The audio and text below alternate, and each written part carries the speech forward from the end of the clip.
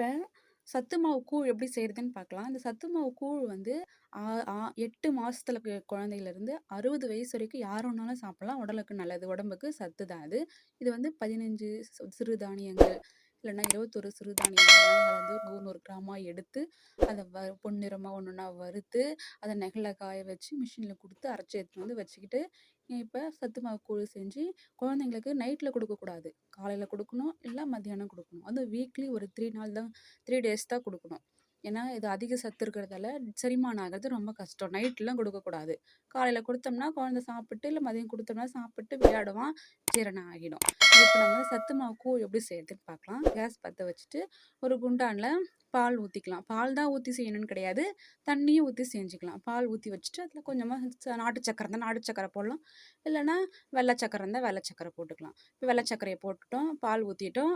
இப்ப சத்து மாவு தண்ணி எடுத்து வச்சுட்டு ஒரு பாத்திரத்துல தண்ணி எடுத்து வச்சுக்கின்னு, அதில சத்து மாவு இது இருக்கு பார்த்தீங்களா? அந்த சத்து மாவு என்ன பண்ணணும், ஒரு 2 ஸ்பூன் எடுத்து போட்டுக்கணும். 2 ஸ்பூன் எடுத்து இப்படி போட்டு, இத நல்லா கட்டி இல்லாம கலக்கணும்.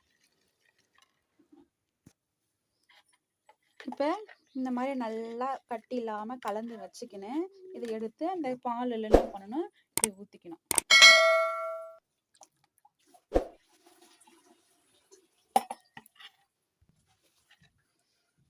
நல்லா இன்னும் கொஞ்சம் இதில கொஞ்சம் தண்ணி நல்லா கலந்து ஊத்தி, கலக்கி இதில ஊத்திடணும். ஊத்திட்டு இப்ப கைவிடாம நல்லா கிளறணும்.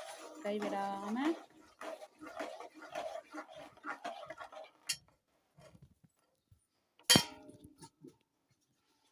நல்லா கைவிடாம கிளறணும். இப்படி கிளற நல்லா ஒரு கூழ் பதத்துக்கு வரும். அப்ப ஆஃப் பண்ணிட்டு இறக்கிட்டு கொஞ்சம் ஆற ஆற இன்னும் கொஞ்சம் கெட்டியாயிடும். இப்படிதான் சத்து மாவு ப்ரிப்பேர் பண்ணணும். இப்ப ஆறுனோனே இறக்கி அவ்வளோதான். கடைசியா இந்த மாதிரி கூழ் ரெடி ஆயிடும். இந்த கூழ் ரெடி ஆனதும் நம்ம இத ஆற வச்சு ஸ்பூன்ல குழந்தைங்களுக்கு குடுக்கலாம். குழந்தைங்களுக்கு குடுத்துக்கலாம்.